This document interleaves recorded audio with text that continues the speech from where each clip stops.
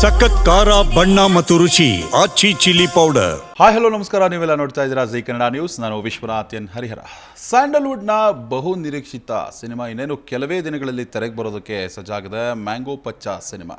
ಈ ಸಿನಿಮಾದಲ್ಲಿ ಎಲ್ಲರೂ ಕೂಡ ಮೆಚ್ಚುವಂತೆ ನಟನೆ ಮಾಡಿರುವಂಥದ್ದು, ಅಂದರೆ ಬ್ಲಡ್ನಲ್ಲೇ ನಟನೆಯನ್ನು ಈಗಾಗಲೇ ತುಂಬಿಕೊಂಡು ಬಂದಿರುವಂತಹ ನಟ ಅಂದರೆ ಸುದೀಪ್ ಅವರ ಅಕ್ಕನ ಮಗ ಸೋದರಳಿಯ ಸಂಜೀವ್ ಅವರು ಈ ಒಂದು ಅದ್ಭುತವಾದ ಪಾತ್ರದಲ್ಲಿ ಕಾಣಿಸ್ಕೊಂಡಿದ್ದಾರೆ. ಅವ್ರನ್ನ ಮಾತನಾಡಿಸ್ತಾ ಹೋಗ್ತೀನಿ. ಅವ್ರು ನನ್ನ ಜೊತೆ ಇದ್ದಾರೆ. ಸಿನಿಮಾಗೆ ಯಾವ ರೀತಿಯಾದಂತಹ ತಯಾರಿಯನ್ನು ಮಾಡಿದ್ರು, ಯಾವ ರೀತಿ ಕಥೆ ಇದೆ, ಎಲ್ಲದ್ರ ಬಗ್ಗೆ ಅವ್ರನ್ನೇ ಮಾತನಾಡಿಸ್ತಾ ಹೋಗ್ತೀನಿ. ಸಂಜಿತ್ ಅವರೇ, ಹಾಯ್, ಹೇಗಿದ್ದೀರಿ? ಸೂಪರ್ ಆಗಿದೆ. ನೀವು ಹೇಗಿದ್ದೀರಾ ಸರ್? ಸೂಪರ್. ಸಿನಿಮಾಗೆ ಬರಬೇಕು ಅಂತಂದರೆ ತುಂಬ ಪ್ರಿಪ್ರೇಷನ್ ಇರಬೇಕು. ಅದರಲ್ಲಿ ಮನೇಲಿ ಮಾವ ಬೇರೆ ಇದ್ದಾರೆ. ಯಾವ ರೀತಿ ಪ್ರಿಪ್ರೇಷನ್ ಮಾಡಿದ್ರಿ ಸಿನಿಮಾಗೆ ಬರೋದಕ್ಕೂ ಬಿಫೋರ್? ನನಗೆ ಆ್ಯಕ್ಚುಲಿ ನಾನು ಈ ಇಂಡಸ್ಟ್ರಿ ಬಂದಿದ್ದೆ ಒಂದು ಡೈರೆಕ್ಟರ್ ಆಗಬೇಕಂತ ಬಂದಿದ್ದು. ನನಗೆ ಫಸ್ಟ್ ಇಂಟ್ರೆಸ್ಟ್ ಇರೋದು ಬರೀ ಡೈರೆಕ್ಷನಲ್ಲಿ. ಸೊ ಆ ಒಂದು ಇಂಟ್ರೆಸ್ಟ್ ಇದ್ದಾಗ ನನಗೆ ಫಸ್ಟ್ ಸಿನಿಮಾ ಮಾಡಿದೆ ನಾನು ಮಾಣಿಕ್ಯ. ಸೊ ಅದರಲ್ಲಿ ಅಸಿಸ್ಟೆಂಟ್ ಡೈರೆಕ್ಟರಾಗಿ ಕೆಲಸ ಮಾಡಿದೆ. ಒಂದು 1.5 years ಆ ಪ್ರಾಜೆಕ್ಟ್ ಮೇಲೆ ಇದ್ದು ಬಿಗಿನಿಂಗ್ ಟು ಎಂಡ್. ಸೊ ಅದು ಮಾಡಿದೆ. ಅದಾದಮೇಲೆ ಸುಮಾರು ಸಿನಿಮಾಗಳಲ್ಲಿ ಡೈರೆಕ್ಷನ್ ಡಿಪಾರ್ಟ್ಮೆಂಟಲ್ಲಿ ಕೆಲಸ ಮಾಡಿದ್ದೀನಿ.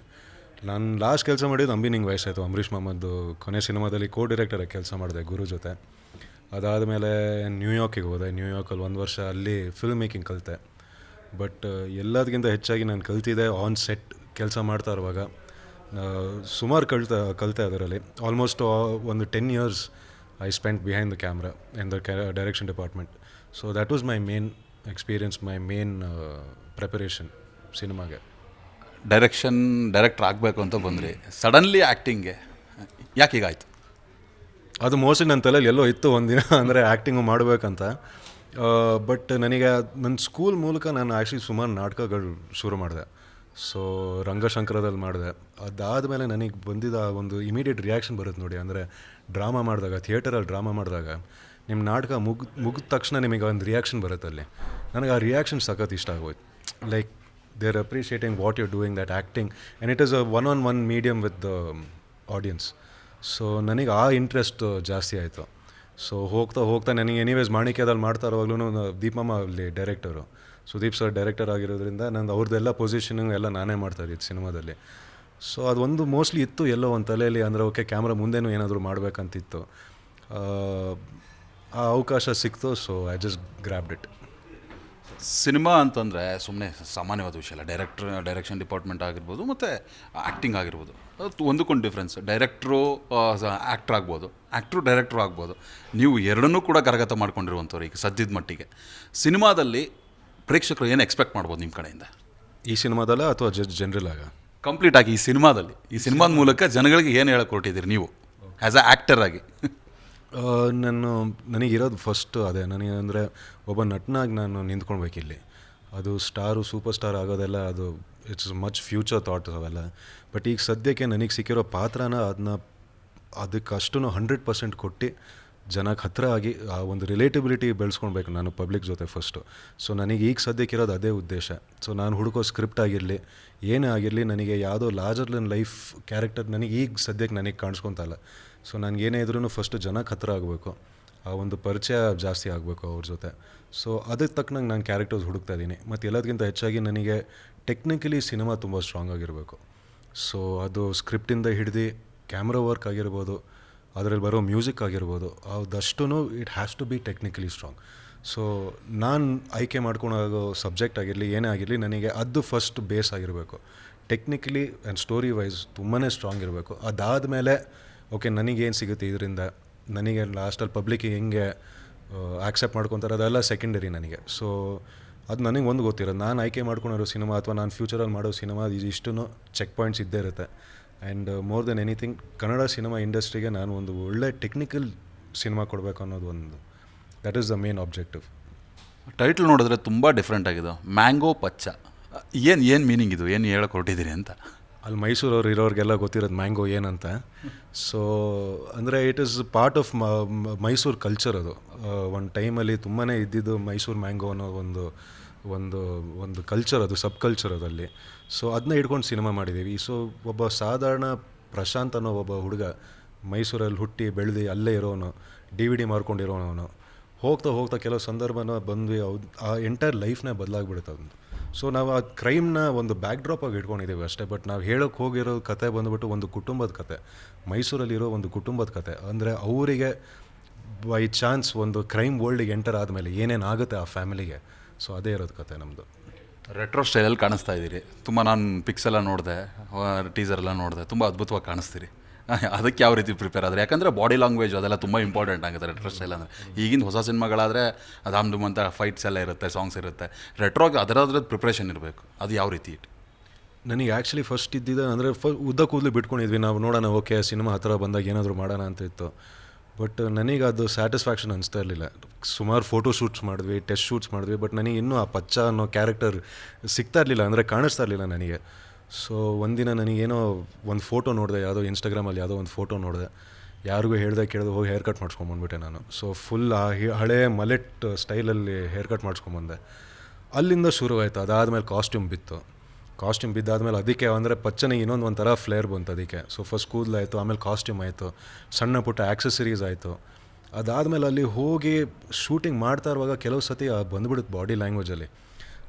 ನಾವು ಎಷ್ಟೇ ಇದ್ರೂ ನಮಗೆ ಒಬ್ಬ ಆ್ಯಕ್ಟರ್ ಆಗಿರಲಿ, ಡೈರೆಕ್ಟರ್ ಆಗಿರಲಿ, our main business is to study humans first. ಜನನ ಅರ್ಥ ಮಾಡ್ಕೊಳ್ಬೇಕು, ಯಾವ ಸಂದರ್ಭದಲ್ಲಿ ಯಾವ ಥರ ಇರ್ತಾರೆ, ಯಾವ ಥರ ರಿಯಾಕ್ಷನ್ ಕೊಡ್ತಾರೆ, ಅದನ್ನ ಸ್ಟಡಿ ಮಾಡ್ಕೊಳ್ಬೇಕು. ಅದನ್ನ ಸ್ಟಡಿ ಮಾಡಿ ಎಲ್ಲೋ ಒಂದು ಕಡೆ ಐ ಥಿಂಕ್ ಅನ್ಕಾನ್ಷಿಯಸ್ಲಿ ಸಬ್ಕಾನ್ಷಿಯಸ್ಲಿ ಅದು ಬಂದ್ಬಿಡ್ತು ನನಗೆ, ಬಾಡಿ ಲ್ಯಾಂಗ್ವೇಜ್ ಆಗಿರಲಿ ಅಥವಾ ಡೈಲಾಗ್ ಡೆಲಿವರಿ ಆಗಿರಲಿ. ಸೊ ಇದಕ್ಕೂ ನನ್ನ director also helped a lot. ಕೆಲವು ಕ್ಯಾರೆಕ್ಟರಿಸ್ಟಿಕ್ಸ್ ಆಗಿರ್ಬೋದು, ಅಥವಾ ನನ್ನ ಪಚ್ಚ ಅನ್ನೋ ಕ್ಯಾರೆಕ್ಟರಿಗೆ ಏನೇನು ಡೈಲಾಗ್ ಸೂಟ್ ಆಗುತ್ತೆ ಅದಷ್ಟು ಕೂತ್ಕೊಂಡು ವರ್ಕ್ಶಾಪ್ ಮಾಡಾದ್ಮೇಲೆ we came to this conclusion. But ಲಾಸ್ಟಲ್ಲಿ ಏನೇ ಇದ್ರೂ ಇಟ್ ಈಸ್ ನಾವು ಏನು ಕೊಲಾಬ್ರೇಷನ್ ಮಾಡ್ತೀವೋ, ಯಾವ ಜನ ಜೊತೆ ನಾವು ಕೆಲಸ ಮಾಡ್ತೀವೋ ಅದಷ್ಟೂ ತೆರೆ ಮೇಲೆ ಕಾಣಿಸುತ್ತೆ. So I think it's a combined team work. ಎಲ್ಲರದು ಏನೋ ಒಂದು ಇನ್ಪುಟ್ ಇತ್ತು ಇದರಲ್ಲಿ. ಸೊ ನೀವು ಹೇಳ್ದಂಗೆ ಪ್ಲಸ್ ಆ ಪೀರಿಯಡ್ನ ತೋರಿಸೋದು ಇದೆಯಲ್ಲ ಕಷ್ಟನೇ. ಬಟ್ ನಮಗೇನಂದರೆ ಮೈಸೂರು ಸಖತ್ ಸಾಥ್ ಕೊಡ್ತಾ ಇದರಲ್ಲಿ. ನಾವು ಎಲ್ಲೇ ಹೋದ್ರೂ ಆ ಹಳೆ ಬಿಲ್ಡಿಂಗು, ಆ ಕಲ್ಚರ್ ಹಂಗೆ ಇದೆ ಇನ್ನು. ಸೊ ನಾವೆಲ್ಲೂ ಸೆಟ್ ಹಾಕಿಲ್ಲ, ಯಾವುದು ಏನೂ ಡೂಪ್ಲಿಕೇಟ್ ಮಾಡಿಲ್ಲ. ನಾವು ಇರೋ ಲೊಕೇಶನ್ಸಿಗೆ ಹೋಗಿ ಶೂಟ್ ಮಾಡಿದ್ದೀವಿ. ಸೊ ಸುನತ್ ಕೆರೆ ಆ ಏರಿಯಾನೇ ಇಟ್ಕೊಂಡು ಶೂಟ್ ಮಾಡಿದ್ದೀವಿ. ಅಲ್ಲಿ ಆಲ್ಮೋಸ್ಟ್ ಒಂದು 10 ದಿನ ಶೂಟ್ ಮಾಡಿದ್ವಿ. ಸೊ ತುಂಬ ನ್ಯಾಚುರಲಾಗಿ ಲೊಕೇಶನ್ಸ್ ಹುಡ್ಕೊಂಡೇ ಹೋಗಿರೋದು ನಾವು. So should not look anything out of the blue ಅಂತ. ಮೈಸೂರಲ್ಲಿ ನಡೆದಂತಹ ನೈಜ ಕಥೆ ಆಧಾರಿತ ಸಿನಿಮಾ ಇದು. ಟೋಟಲಿ ಗ್ಲ್ಯಾಮರ್ಗೂ ಏನು ಕಡಿಮೆ ಇಲ್ಲ. ಹೀರೋಯಿನ್ ತುಂಬ ಮುದ್ದಾಗಿ ಕಾಣಿಸ್ತಾರೆ. ಅದೇ ಮ್ಯೂಸಿಕ್ ಕೂಡ ತುಂಬ ಅದ್ಭುತವಾಗಿದೆ. ಅದ್ರ ಬಗ್ಗೆ ಮಾತನಾಡೋದು, ಡೈರೆಕ್ಷನ್ ಡಿಪಾರ್ಟ್ಮೆಂಟ್ ಅದ್ರ ಬಗ್ಗೆ ಎಲ್ಲ ಮಾತನಾಡೋದು. ಸೊ ನಮಗೆ ಫಸ್ಟ್ ಗೊತ್ತಿತ್ತು, ನಮಗೆ ವಿಜುವಲಿ ಏನು ಅಂದರೆ ಆ ಗ್ರ್ಯಾಂಜೋರಿಟಿ ಇರಲ್ಲ. ಗ್ರ್ಯಾಂಜೋರಿಟಿ ಅಂತ ನಾನು ಹೇಳ್ದಂಗೆ ಸೆಟ್ ಹಾಕಿ 1000 ಜನ ಜೂನಿಯರ್ಸ್ನ ತುಂಬಿಸಿ ಆ ಥರದ್ದು ನಮ್ದು ಯಾವುದೂ ಇಲ್ಲ. ನಮಗೆ it's is very very true story. So ಕೆಲವು ಸಿನಿಮ್ಯಾಟಿಕ್ ಲಿಬರ್ಟೀಸ್ ನಾವು ತೊಗೊಳ್ಬೇಕಾಗುತ್ತೆ. ಸೊ ನಾವು ಆಯ್ಕೆ ಮಾಡ್ಕೊಂಡಿರೋ ಕಾಸ್ಟ್ ಆಗಿರ್ಬೋದು, ಅಥವಾ ನಾವು ಆಯ್ಕೆ ಮಾಡ್ಕೊಂಡಿರೋ ಮ್ಯೂಸಿಕ್ ಚಾಯ್ಸಸ್ ಆಗಿರ್ಬೋದು. ಸೊ ಫಾರ್ ಎಕ್ಸಾಂಪಲ್ ಈಗ ಅರಗಿಣಿ ಆ ಹಾಡು ಬಂದ್ಬಿಟ್ಟು it is not like a very typical ಫಾರ್ಮ್ಯಾಟಿಗೆ ಬೀಳಲ್ಲ ಆ ಹಾಡೋದು. ನಾವೇನು ಮಾಡಿದ್ದೀವಿ, ಒಂಥರ ಟ್ರೆಡಿಷ್ನಲ್ ಕರ್ನಾಟಕ ಮ್ಯೂಸಿಕ್ನ ತೊಗೊಂಡ್ಬಿಟ್ಟು ಅದಕ್ಕೆ ಒಂದಿಷ್ಟು ಬ್ಲೂಸು, ಜಾಝ್ ಆ ಥರದನ್ನ ಮಿಕ್ಸ್ ಮಾಡಿ ಮಧ್ಯದಲ್ಲಿ ಇಂಗ್ಲೀಷ್ ಬರುತ್ತೆ. ಸೊ ನಮಗೇನಂದರೆ okay visually will be true to Mysuru ಇದ್ದಂಗೆ ಅದು ಹೆಂಗಿತ್ತೋ ಆ ಒಂದು 90s ಅರ್ಲಿ 2000s ಹೆಂಗಿರುತ್ತೋ ಅದನ್ನ ಹಂಗೆ ತೋರಿಸೋಣ. ಬಟ್ ಕೆಲವು ಸಿನಿಮ್ಯಾಟಿಕ್ ಲಿಬರ್ಟೀಸ್ನ ತೊಗೊಂಡ್ಬಿಟ್ಟು ಅದರಲ್ಲಿ ನಾವು ಕ್ಯಾಮ್ರಾ ವರ್ಕ್ ಆಗಿರ್ಬೋದು, ಮ್ಯೂಸಿಕ್ ಆಗಿರ್ಬೋದು, ಅದನ್ನ ಎಷ್ಟು ಡಿಫ್ರೆಂಟಾಗಿ ಮಾಡ್ತೀವಿ ಅನ್ನೋದೇ ಇದ್ದಿದ್ದು ಚಾಲೆಂಜ್. ಸೊ ಬಿಕಾಸ್ ನಮಗೆ ಆ ನಾವು ನೋಡ್ತಾ ಇರೋ ವಿಜುವಲ್ಗೂ ನಮಗೆ ಕೇಳ್ತಾ ಇರೋ ಮ್ಯೂಸಿಕ್ಗೂ ಕಾಂಟ್ರಾಸ್ಟ್ ಬೀಳುತ್ತೆ ನೋಡಿ. ಸೊ 2000s ಯಾರೂ ರ್ಯಾಪ್ ಮ್ಯೂಸಿಕ್ ಕೇಳ್ತಾ ಇರಲಿಲ್ಲ ಆ ಟೈಮಲ್ಲಿ. ಅದು ಬೇರೆ ಮೈಸೂರಲ್ಲಂತೂ ಇರಲೇ ಇರಲಿಲ್ಲ. ಇಂಟರ್ನೆಟ್ ಇರೋರ್ಗೆ ಮಾತ್ರ ಅದೇನೋ ಡೌನ್ಲೋಡ್ ಮಾಡಿ, ಅದು ಏನಂದರೆ ಒಂದಿನ ಫುಲ್ ತೊಗೊಳತ್ತೆ ಒಂದು ಹಾಡು ಡೌನ್ಲೋಡ್ ಮಾಡೋಕೆ ಆ ಟೈಮಲ್ಲಿ. But we took that liberty, ಆ ಸಿನಿಮ್ಯಾಟಿಕ್ ಲಿಬರ್ಟಿ ತೊಗೊಂಡ್ಬಿಟ್ಟು ವಿ ಥಾಟ್ ಓಕೆ ಇರೋ ವಿಜುವಲ್ಸ್ನ ಟ್ರೂ ಆಗಿ ಇಟ್ಕೊಳ್ಳೋಣ, ಬಟ್ ಮ್ಯೂಸಿಕ್ಕು ಕ್ಯಾಮ್ರಾ ವರ್ಕ್ ಅದರಲ್ಲಿ ಆಟ ಆಡೋಣ ಅಂತ ಹೇಳಿ we came to this conclusion. ಹಾಗೆ ಸಾಂಗ್ಸ್ ಬಗ್ಗೆ ಮಾತನಾಡಬೇಕು. ಸಾನ್ವಿ ಸುದೀಪ್ ಅವರು ಒಂದು ಅದ್ಭುತವಾದ ಸಾಂಗ್ ಹೇಳಿದ್ದಾರೆ. ಇದಕ್ಕೂ ಮುಂಚೆನೂ 2 ಸಾಂಗ್ ಹೇಳಿದರು, ಅದು ಸೂಪರ್ ಡೂಪರ್ ಹಿಟ್ ಆಗಿತ್ತು. ಈ ಸಿನಿಮಾದಲ್ಲಿ ಅವ್ರ ಸಾಂಗ್ ಈಗಾಗಲೇ ತುಂಬ ಸೌಂಡ್ ಮಾಡ್ತಿದೆ, ಅದ್ರ ಬಗ್ಗೆ ಏನು ಹೇಳ್ತೀರಿ? ನಮಗೆ ಸೊ ಇಟ್ ವಾಸ್ ಲೈಕ್ ಒಂಥರ ಸೆಂಟಿಮೆಂಟ್ ಇತ್ತು ನನಗೆ. ಓಕೆ ಈ ಸಿನಿಮಾದಲ್ಲಿ ಏನಾದರೂ ಮಾಡಬೇಕು ಸಾನು ಅಂತ. ಸೊ ಜಿಮ್ಮಿ ಟೀಸರಲ್ಲಿ ಆ್ಯಕ್ಚುಲಿ ಅವಳೇ ಹಾಡು ಆಡಿದ್ದು. ಆ ಟೀಸರಿಗೆ ಶಿ ಓನ್ಲಿ ಸ್ಯಾಂಗ್. ಸೊ ನನಗೆ ಒಂದಿತ್ತು ಓಕೆ ನನ್ನ ಫಸ್ಟ್ ಫುಲ್ ಫ್ಲೆಡ್ ಸಿನಿಮಾ, ನನಗೆ ಅವಳದು ಏನಾದರೂ ಬೇಕಿದ್ರಲ್ಲಿ ಅಂತಿತ್ತು. ಸ್ಕ್ರ್ಯಾಚ್ ಕೇಳಿದ್ವಿ, ಅರಗಿಣಿಯದು ಸ್ಕ್ರ್ಯಾಚ್ ಕೇಳಿದಾಗ ನಮಗೆ ಅನಿಸ್ತು. ಆ್ಯಂಡ್ ಪ್ಲಸ್ ಚರಣ್ ಸರ್ಗೂ ಅನಿಸ್ತು ಓಕೆ ಮೋಸ್ಟ್ಲಿ ಇವಳು ವಾಯ್ಸ್ ಸೂಟ್ ಆಗಿದ್ದಕ್ಕೆ ಅಂತ. ಇಟ್ಸ್ ಅಂದರೆ ಅವಳ ವಾಯ್ಸಲ್ಲಿ ಇರೋ ಟೆಕ್ಸ್ಚರೇ ಹಂಗಿದೆ. ಇಟ್ ಈಸ್ ವೆರಿ ಡಿಫ್ರೆಂಟ್, ಅಂದರೆ ತುಂಬ ಡೆಪ್ತ್ ಇದೆ, ತುಂಬ ಒಂಥರ it's got a very different texture. ಆ ವಾಯ್ಸ್ ಟೆಕ್ಸ್ಚರೇ ಬೇರೆ ಥರ ಇದೆ.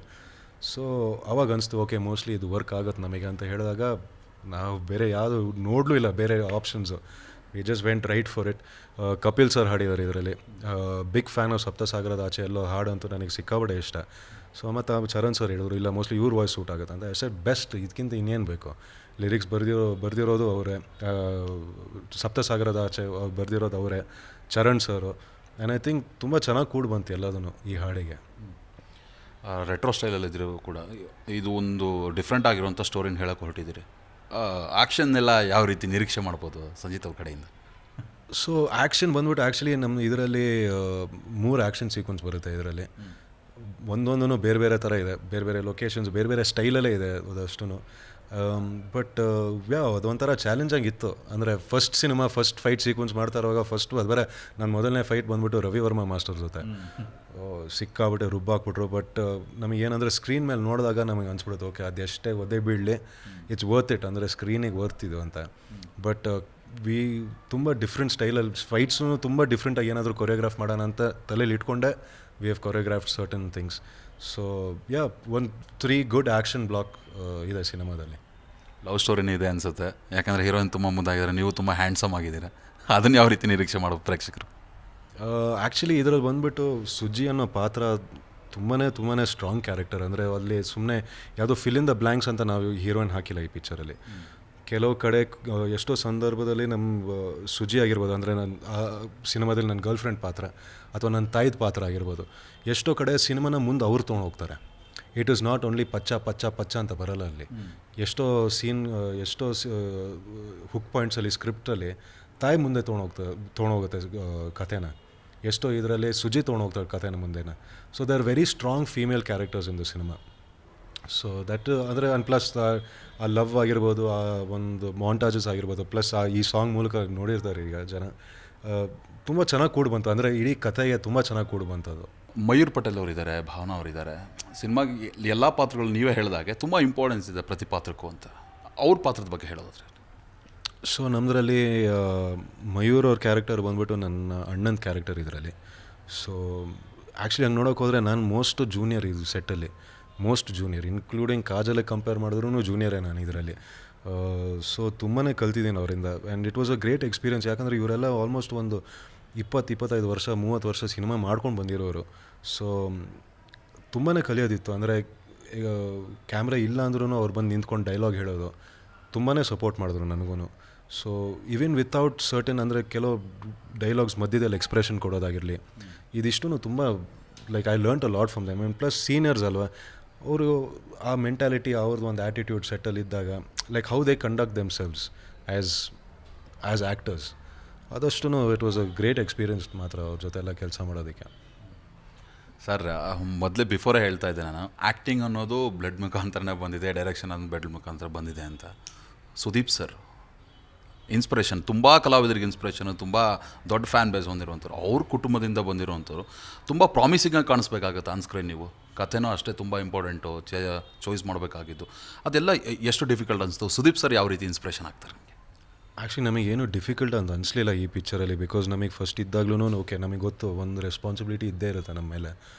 ಸೊ ಅದ್ರ ಪ್ರಕಾರ ಒಂದು ಕಥೆನ ಆಯ್ಕೆ ಮಾಡ್ಕೊಳ್ಬೇಕು, ಒಂದು ಸ್ಕ್ರಿಪ್ಟ್ನ ಆಯ್ಕೆ ಮಾಡ್ಕೊಬೇಕಂತಿದ್ದಾಗ ನಮಗೆ ಇದ್ದಿದೆ ಒಂದಿಷ್ಟು. ಅಂದರೆ ಫಸ್ಟ್ ಆಫ್ ಆಲ್ ಓಕೆ, ಒಂದು ಆಲ್ರೆಡಿ ಒಂದು ಫ್ಯಾನ್ ಬೇಸ್ ಅಂತಿದೆ. ಅದು ನನ್ನ ಫ್ಯಾನ್ ಅಂತಲೂ ಹೇಳಲ್ಲ, ದೀಪ್ ಮಹಮ್ಮದ್ ಒಂದು ಫ್ಯಾನ್ ಬೇಸ್ ರೆಡಿ ಇದೆ, ದೇರ್. ಬಟ್ ಅದು ಏನೇ ಇದ್ರೂ ಅವ್ರು ಸಿನಿಮಾ ನೋಡಾದ್ಮೇಲೆ ಜಡ್ಜ್ಮೆಂಟ್ ತೊಗೊತಾರೆ. ಸೊ ಅದು ನಾವು ಯಾರು ಏನು ಅದು ಯಾವುದೂ ಮ್ಯಾಟರ್ ಆಗೋಲ್ಲ, ಸಿನಿಮಾ ಚೆನ್ನಾಗಿರ್ಬೇಕು ಫಸ್ಟು. ಸೊ ಈ ಕತೆ ಕೇಳಿದಾಗ ನನಗೆ ಅದೇ ಅನಿಸಿದೆ, ಓಕೆ ತುಂಬ ರೂಟೆಡ್ ಆಗಿದೆ. ನಮ್ಮ ಒಂದು ಮೈಸೂರು ಅನ್ನೋ ಒಂದು ಊರಲ್ಲಿ ತುಂಬ ರೂಟೆಡ್ ಕತೆ ಇದು. ನನಗೆ ಅದು ಫಸ್ಟ್ ಇಷ್ಟ ಆಯಿತು. ಅದಾದಮೇಲೆ ಪಚ್ಚ ಅನ್ನೋ ಕ್ಯಾರೆಕ್ಟರ್ದು ಒಂದು ಗ್ರಾಫ್ ಇಷ್ಟ ಆಯಿತು ನನಗೆ. ಸೊ ಸುದೀಪ್ ಸರು ಕತೆ ಕೇಳಾದ್ಮೇಲೆ ಅವ್ರಿಗೆ ಅನಿಸ್ತು ಓಕೆ ಇದು ತುಂಬ ಡಿಫ್ರೆಂಟ್ ಆಗಿರುತ್ತೆ. ಅಂದರೆ ಒಂದು ಟಿಪಿಕಲ್ ಲಾಂಚ್ ಸಿನಿಮಾನ ಟ್ರೀಟ್ ಮಾಡೋದು ಬೇಡ, ಇದು ಓವರಾಗಿ ಕಮರ್ಷಿಯಲು ಬೇಡ, ಅದು ಯಾವುದು ಬೇಡ, ಕತೆನ ನೋಡೋಣ ಫಸ್ಟು. ಸೊ ಅವ್ರಿಗೆ ಕತೆ ಇಷ್ಟ ಆಯಿತು. ಮತ್ತು ನಾನು ಹೇಳ್ದಂಗೆ ಗ್ರಾಫ್ ಇಷ್ಟ ಆಯಿತು, ಬರೋ ಕ್ಯಾರೆಕ್ಟರ್ಸ್ ಇಷ್ಟ ಆಯಿತು, ಒಂದು ಮೂಡ್ ಇಷ್ಟ ಆಯಿತು ಸಿನಿಮಾದು. ಸೊ ಅದಾದಮೇಲೆ ಕೂತ್ಕೊಂಡು ಒಂದಿಷ್ಟು ರಿವಿಷನ್ಸ್ ಎಲ್ಲ ಮಾಡಿದ್ವಿ, ಒಂದಿಷ್ಟು ಸೀನ್ಸ್ನ ಚೇಂಜ್ ಮಾಡಿದ್ವಿ. ಸೊ ಅದರಲ್ಲೆಲ್ಲ ತುಂಬ ಕೂತ್ಕೊಂಡು ನಮ್ಮ ಜೊತೆನೇ ಇದ್ದು ಹೆಲ್ಪ್ ಮಾಡಿ, ಸೊ ಅದೆಲ್ಲ ಮಾಡಿದ್ರು ಅವರು. ಯಾವ ರೀತಿ ಈ ರೀತಿ ಇರಬೇಕು ನೀವು ಅಂದರೆ ಶಿಸ್ತು ಅನ್ನೋದು ಹೇಳ್ಕೊಡ್ತಾನೆ ಇರ್ತಾರೆ. ನೀವು ಡೈರೆಕ್ಷನ್ ಡಿಪಾರ್ಟ್ಮೆಂಟಿಂದ ಬಂದಿರೋದ್ರಿಂದ ನಿಮಗೂ ಗೊತ್ತಿರುತ್ತೆ. ಬಟ್ ಮಾಮ ಅಂತ ಬಂದಾಗ ಯಾವ ರೀತಿ ಸಜೆಷನ್ಸ್ ಕೊಡ್ತಾಯಿದ್ರೆ ಈ ಸಿನಿಮಾಗೆ ಈ ರೀತಿ ಪ್ರಿಪೇರ್ ಆಗಬೇಕು ನೀನು, ಈ ರೀತಿ ಕಾಣಿಸ್ಬೇಕು ಅನ್ನೋ ಒಂದು ಆ್ಯಂಗಲ್? ಕೆಲವ್ರು ಹೇಳ್ತಾಯಿದ್ರು, ಅಂದರೆ ಫಸ್ಟಲ್ಲಿ ಹೇಳಿದ್ರು ಅಷ್ಟೇ, ಅದಾದಮೇಲೆ ಹೇಳೋಕೆ ಹೋಗಲಿಲ್ಲ. ಬಿಕಾಸ್ ಅವ್ರಿಗೂ ಗೊತ್ತು, ಅಂದರೆ ತುಂಬ ಹೇಳೋಕೆ ಹೋದರೆ ಅದು ಒಂಥರ ನನ್ನ ತಲೆಗೂ ಒಂಥರ ಕರಪ್ಟ್ ಆಗ್ಬೋದು ಕೆಲವುದೆಲ್ಲ ಅಂತ. ಈ ಜಸ್ಟ್ ಲೆಟ್ ಮೀ ಬಿ, ಅಂದರೆ ಓಕೆ ಹೋಗಿ ನಾನು ಮಜಾ ಮಾಡು ಅಷ್ಟೇ, ಬಟ್ ಕೆಲಸ ಮಾಡು, ಕರೆಕ್ಟಾಗಿ ಕೆಲಸ ಮಾಡು, ಬಟ್ ಮಜವಾಗಿ ಮಾಡು. ಅಂದರೆ ನೀನು ಗೊತ್ತಾಗ್ಬೋದು, ಹೋಗ್ತಾ ಹೋಗ್ತಾ ಹೋಗ್ತಾ ಆ ಕ್ಯಾರೆಕ್ಟರ್ ಬಂದ್ಬಿಡುತ್ತೆ ನಿನ್ನ ಒಳಗಡೆ. ಓವರಾಗಿ ಸ್ಟ್ರೆಸ್ ಮಾಡ್ಕೊಂಡು ಹೋಗ್ಬೇಡ, ಹಿಂಗೆ ಇರಬೇಕು ಹಂಗೆ ಇರಬೇಕು ಆ ಥರದ್ದೆಲ್ಲ ಏನು ಹೇಳಿಲ್ಲ ನನಗೆ, ಥ್ಯಾಂಕ್ಫುಲಿ. ಇಲ್ಲಾಂದರೆ ನನಗೆ ಯಾವ ರೇಂಜಿಗೆ ಸ್ಟ್ರೆಸ್ ಆಗಿರ್ಬೋದು. ಸೊ ಥ್ಯಾಂಕ್ಫುಲಿ ಆ ಥರದ್ದೆಲ್ಲ ಏನು ಹೇಳಿಲ್ಲ. ಬಟ್ ಕೆಲವು ಫೈಟ್ ಸೀಕ್ವೆನ್ಸಲ್ಲಿ ಮೂವ್ಮೆಂಟ್ ಹೆಂಗಿರಬೇಕು, ಒಂದು ಹೊಡೆದಾದ್ಮೇಲೆ ಲುಕ್ ಹೆಂಗೆ ಕೊಡಬೇಕು, ಸೊ ಈ ಥರದ್ದೆಲ್ಲ ಸಣ್ಣ ಪುಟ್ಟ, ಅಂದರೆ ಜಸ್ಟ್ ಕಾನ್ವರ್ಸೇಷನಲ್ಲಿ ಮಾತಾಡ್ತಾ ಇದ್ದೀವಿ ಎಲ್ಲ, ಕೂತ್ಕೊಂಡು ಹಿಂಗೆ ಮಾಡಬೇಕು ಅಂತ ಏನು ಹೇಳಿಲ್ಲ ಅವರು. So that was nice. ಅಂದರೆ ಪ್ಲಸ್ ಇಷ್ಟು ವರ್ಷ ನೋಡ್ಕೊಂಡು ಬಂದಿರೋದಲ್ವ, ಕೆಲಸ ಮಾಡಿದ್ದೀನಿ ಸಿನಿಮಾದಲ್ಲೂ. ಸೊ ಒಂದು ಬೇಸಿಕ್ ಅಂಡರ್ಸ್ಟ್ಯಾಂಡಿಂಗ್ ಇತ್ತು. ಸೊ ಆ ನಂಬಿಕೆನೂ ಇತ್ತು ಅವರಲ್ಲಿ, ಓಕೆ ಇವ್ನು ಮಾಡ್ತಾನೆ, ಏನೋ ಒಂದು ಮಾಡ್ತಾನಂತ ಒಂದು ನಂಬಿಕೆ ಇತ್ತು. So thankfully it worked out. ಹಾಗೆ ಸರ್, ಕಥೆಯಲ್ಲಿ ತುಂಬ ಟ್ವಿಸ್ಟ್ಗಳಿದೆ ಅಂಥದ್ದು, ನೈಜ ಕಥೆ ಆಧಾರಿತ ಸಿನಿಮಾ ಇದು. ಜನ ಏನು ಎಕ್ಸ್ಪೆಕ್ಟ್ ಮಾಡ್ಬೋದು ಥಿಯೇಟ್ರಿಗೆ ಬಂದರೆ? ಒಂದು 2.5 to 2 ಗಂಟೆ ಸಿನಿಮಾದಲ್ಲಿ ಏನು ಎಕ್ಸ್ಪೆಕ್ಟ್ ಮಾಡ್ಬೋದು? I think I can expect ಮೈಸೂರನ್ನ ಫಸ್ಟ್ ಆಫ್ ಆಲ್ ಆ ರೀತಿಯಲ್ಲಿ ನೋಡೋದಕ್ಕೆ ಒಂಥರ ನಾನು ಹೇಳಬಲ್ಲೆ, ಅಂದರೆ ಈ ಥರ ಮೈಸೂರನ್ನ ಯಾರೂ ತೋರಿಸಿಲ್ಲ ಮುಂಚೆ, ಅದಂತೂ ಹೇಳ್ಬೋದು. ಈ ಸಾಂಗ್ ಆಗಿರ್ಬೋದು, ಏನೇ ಆಗಿರ್ಬೋದು, ನಾವು ಆಯ್ಕೆ ಮಾಡ್ಕೊಂಡಿರೋ ಲೊಕೇಶನ್ಸ್ ಆಗಿರ್ಬೋದು, ತುಂಬಾ ಡಿಫ್ರೆಂಟ್ ಆಗಿದೆ. ಅದು ಒಂದು. ಎಲ್ಲದಕ್ಕಿಂತ ಹೆಚ್ಚಾಗಿ ನಾವು ಮಧ್ಯದಲ್ಲಿ ಇಟ್ಕೊಂಡಿರೋ ಒಂದು ಕೋರ್ ಇಮೋಷನ್ ಇದೆ, ನಾನು ಹೇಳ್ದಂಗೆ ಆ ಫ್ಯಾಮಿಲಿದು ಇಮೋಷನ್ ಆಗಿರ್ಬೋದು, ಅದನ್ನ ತುಂಬ ಕನೆಕ್ಟ್ ಮಾಡ್ಕೊತಾರೆ ಜನ. ಅದಕ್ಕೆ ಅಥವಾ ಪಚ್ಚಂದು ಕ್ಯಾರೆಕ್ಟರ್ ಹೋಗ್ತಾ ಹೋಗ್ತಾ ಹೋಗ್ತಾ ಆ ಜನದ ಆ ಹುಡುಗನ ಕ್ಯಾರೆಕ್ಟರಿಗೆ ಹೆಂಗೆ ಕನೆಕ್ಟ್ ಆಗ್ತಾರೋ, I think that is gonna be the strong point of the cinema. It is very very deeply rooted cinema, ತುಂಬ ಇಮೋಷ್ನಲ್ ಸಿನಿಮಾ. ಫೈಟ್ಸ್ ಇದೆ, ಸಾಂಗ್ಸ್ ಇದೆ, ಎಲ್ಲನೂ ಇದೆ, ಬಟ್ ಆ ಕೋರ್ ಪಾಯಿಂಟಲ್ಲಿ ಒಂದು ಇಮೋಷನ್ ಇದೆ ನೋಡಿ, ಆ emotion is the main thing. Sir, ಪ್ರೇಕ್ಷಕರು ಥಿಯೇಟ್ರಿಗೆ ಬರುವಂಥದ್ದು ಇತ್ತೀಚಿನ ಅನೇಕ ಸಿನಿಮಾಗಳನ್ನು ನಾವು ನೋಡ್ತಾ ಇರ್ತೀವಿ. ಮೊನ್ನೆ ತಾನೇ ಮ್ಯಾಕ್ಸ್ ತುಂಬ ಚೆನ್ನಾಗಿ ಹೋಯಿತು. ಅದೇ ಒಂದು ಅಲೆಯಲ್ಲಿ ನೀವು ಬರ್ತಾ ಇರೋವಂಥವ್ರು, ನಿಮ್ಮನ್ನು ಜೂನಿಯರ್ ಸುದೀಪ್ ಅವರು ಅಂತ ನೋಡ್ಬೋದಾ, ಅಥವಾ ಜೂನಿಯರ್ ನಿಮ್ಮ ಹೆಸರಲ್ಲೇ ನಿಮ್ಮನ್ನು ನೋಡ್ಬೋದಾ ಅಂತ? ಐ ಥಿಂಕ್ ಅದು that is the main task ಅಲ್ವ ನನಗೂ ಇರೋದು. ಅಂದರೆ ನನಗೆ ಖುದ್ದಾಗಿ ನನ್ನದೇ ಒಂದು ಹೆಸರು ಮಾಡ್ಕೊಳೋದು ಇದೆಯಲ್ಲ, that is one task in the industry. ಅದು ನಾನು ಹೇಳ್ದಂಗೆ ಫಸ್ಟ್ ಬಂದಾಗ ಒಂದು ಪ್ರೀತಿ ಇರುತ್ತೆ, ಜೂನಿಯರ್ ಕಿಚ್ಚ ಅಂತ ಒಂದು ಪ್ರೀತಿಯಲ್ಲಿ ಬರ್ತಾರೆ. ಬಟ್ ಅಲ್ಲಿ ಆ ಚಿತ್ರಮಂದಿರದಲ್ಲಿ ಲೈಟ್ ಆಫ್ ಆಗಿಬಿಟ್ಟು ಬರೀ ನಂದು ಮತ್ತು ಆಡಿಯನ್ಸ್ದು ಒಂದು ಇಂಟರ್ಯಾಕ್ಷನ್ ಇರುತ್ತೆ ನೋಡಿ, ಅದೇ ಇರೋದು ಮೇನು. ಸೊ ಐ ಥಿಂಕ್ ಬರಲಿ, ಸಿನಿಮಾನ ನೋಡಲಿ, ಒಬ್ಬ ನಟನಾಗಿ ನನ್ನ ನೋಡಲಿ ಅಷ್ಟೇ. ಅಂದರೆ ಆ ಬ್ಯಾಗೇಜ್ ಇಟ್ಕೊಂಡು ಬಂದರೆ ಅದು ಅಂದರೆ ಐ ಡೋಂಟ್ ವಾಂಟ್ ದ್ಯಾಟ್. ಅಂದರೆ ಓಕೆ ಸುದೀಪ್ ಅವ್ರ ಅಕ್ಕನ ಮಗ ಪಿಕ್ಚರ್ ಮಾಡಿದ್ದಾರೆ, ಅದಕ್ಕೆ ಹೋಗಿ ನೋಡಬೇಕಂತ ಆ ಒಂದು ಸಂದರ್ಭ ಬಂದರೆ then it becomes little difficult to connect. But ನನಗೆ ಮೇನ್ಲಿ ಇರೋದು ಬರಲಿ, ಸಿನಿಮಾ ನೋಡಿ, ಸಿನಿಮಾ ನೋಡಾದಮೇಲೆ ಆ ಪಚ್ಚ ಅನ್ನೋ ಕ್ಯಾರೆಕ್ಟರಿಗೆ ರಿಲೇಟ್ ಆಗಬೇಕು. ಸೆಕೆಂಡ್ ಸಂಚಿತ್ ಅದಾದಮೇಲೆ ಜೂನಿಯರ್ ಕಿಚ್ಚ ಅದೆಲ್ಲ ಸೆಕೆಂಡರಿ.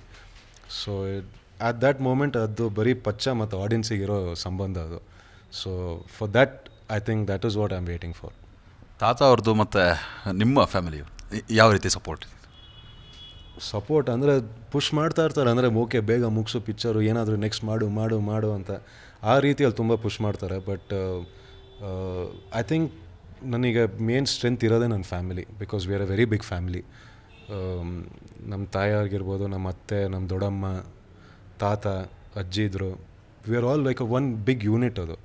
ಸೊ ನಮ್ದು ಏನೇ ಇರಲಿ, ದೀಪ್ ಮೊಹಮ್ಮದ್ ಪಿಕ್ಚರ್ ಆಗಿರಲಿ ಅಥವಾ ನನ್ನ ಪಿಕ್ಚರ್ ಆಗಿರಲಿ, ಈಗ ಸಿಕ್ಕಾಬಡೆ ಸಪೋರ್ಟ್ ಮಾಡ್ತಾರೆ ಅವರೆಲ್ಲ. ಅಂದರೆ ಇಟ್ ಈಸ್ ನಮ್ಮದೇ ಒಂಥರ ಕೋರ್ ಸ್ಟ್ರೆಂತ್ ಅದು, ನಮ್ಮ ಟೀಮ್ ಅದು. ಸೊ ಆ ಥರ ಒಂದು ಇದರಲ್ಲಿ there is a lot of motivation, ತುಂಬಾ strength. And I think the way they ಒಂದು ಅಪ್ರಿಸಿಯೇಷನ್ ಬರುತ್ತೆ ನೋಡಿ ಫ್ಯಾಮಿಲಿಯಿಂದ. ನಮಗೆ ಅವಾಗ ಅನಿಸುತ್ತೆ ಓಕೆ ಗುರು ಏನಾದರೂ ಮಾಡಿದ್ದೀನಿ ಲೈಫಲ್ಲಿ, ಏನೋ ಮಾಡ್ತಾಯಿದ್ದೀನಿ ಲೈಫಲ್ಲಿ ಅನ್ನೋ ಒಂದು ಫೀಲಿಂಗ್ ಬರುತ್ತೆ ನೋಡಿ. ಅದು ಬರೀ ಫ್ಯಾಮ್ಲಿನೇ ಕೊಡೋಕ್ಕಾಗೋದು. ಅದು ಬೇರೆಗಡೆ ಹೊರಗಡೆಯಿಂದ ಎಷ್ಟು ಜನ ಬಂದು ಹೇಳಿದ್ರು ಅದು ಆ ಸ್ಯಾಟಿಸ್ಫ್ಯಾಕ್ಷನ್ ಬರೋಲ್ಲ. ಮನೆ ಒಳಗಡೆ ಇರ್ತಾರೆ ನೋಡಿ, ಓಕೆ ಆ ಒಂದು ಹೆಮ್ಮೆ ಕಾಣಿಸುತ್ತೆ ಅವ್ರ ಕಣ್ಣಲ್ಲಿ. So that is what motivates me. ಕೊನೆಯದಾಗಿ ಸಿನಿಮಾಗೆ ಬರ್ತಿದ್ದೀರಾ, ಅಂದರೆ ಹೀರೋ ಆಗಿ ಬರ್ತಿದ್ದೀರಾ, ಪ್ರೇಕ್ಷಕರಿಗೆ ಏನು ಹೇಳ್ತೀರಾ? ನಿಮ್ಮ ಮುಂದಿನ ಫ್ಯೂಚರ್ ಅಂದರೆ ಮುಂದಿನ ಏನೇನು ಪ್ರಾಜೆಕ್ಟ್ ಈಗ ಆಯಿತು, ಈ ಸಿನಿಮಾ ಆಯಿತು, 100% 100 days ಹೋಗುತ್ತೆ ಸಿನಿಮಾ, ಅದಾದಮೇಲೆ ವಾಟ್ ನೆಕ್ಸ್ಟ್? ನಾನು ಹೇಳ್ದಂಗೆ ನಾನು ನೋಡ್ತಾ ಇರೋದು ಲಾಂಜಿಟಿವಿಟಿ ಈ ಇಂಡಸ್ಟ್ರಿಯಲ್ಲಿ. ಖಡಕ್ಕಾಗಿ ನಿಂತ್ಕೊಳ್ಬೇಕು, ಅಲ್ಲಿ ಪಿಕ್ಚರ್ ಮಾಡಲೇಬೇಕು, ಇಲ್ಲೇ ಗೆಲ್ಲಬೇಕು ಅನ್ನೋ ಒಂದು ಹಠ ಇದೆ ನನಗೆ. ಸೊ ಅದಕ್ಕೆ ನಾನು ಏನು ಮಾಡಬೇಕು ಅದು ಮಾಡ್ತೀನಿ. ನಾನು ಹೇಳ್ದಂಗೆ ನನಗೆ ಫಸ್ಟ್ ಇರೋದೇ ಟೆಕ್ನಿಕಲಿ ಸ್ಟ್ರಾಂಗ್ ಸಿನಿಮಾ, ಅದಾದಮೇಲೆ ಮಿಕ್ಕಿದೆಲ್ಲ ಸೆಕೆಂಡರಿ. ನನಗೆ ಹೀರೋಗೆ ಹೆಂಗೆ ಕಾಣಿಸ್ಕೊತೀನಿ ಅದೆಲ್ಲ ನನಗೆ ಸೆಕೆಂಡರಿ. ನನಗೇನಂದರೆ ನಾನು ಸಿನಿಮಾ ಮಾಡಿದ್ರೆ ನನಗೆ ಹೋಗ್ತಾ ಹೋಗ್ತಾ ನನಗೆ ಆ ಒಂದು ವಿಷನ್ ಹೆಂಗಿರ್ಬೇಕಂದ್ರೆ, ಓಕೆ ಸಂಚಿತ್ ಸಿನಿಮಾ ಮಾಡಿದಾನೆ ಅಂತ ಹೇಳಿದ್ರೆ ಅದರಲ್ಲಿ 100% technically will be a strong film. So that is the main thing. So ನನಗೇನೇ ಇದ್ರೂ ಮುಂದೆ ಬರೋ ಸಿನಿಮಾಗಳಲ್ಲಿ I want to do something new, something different and something very very technically strong. So that is my main point.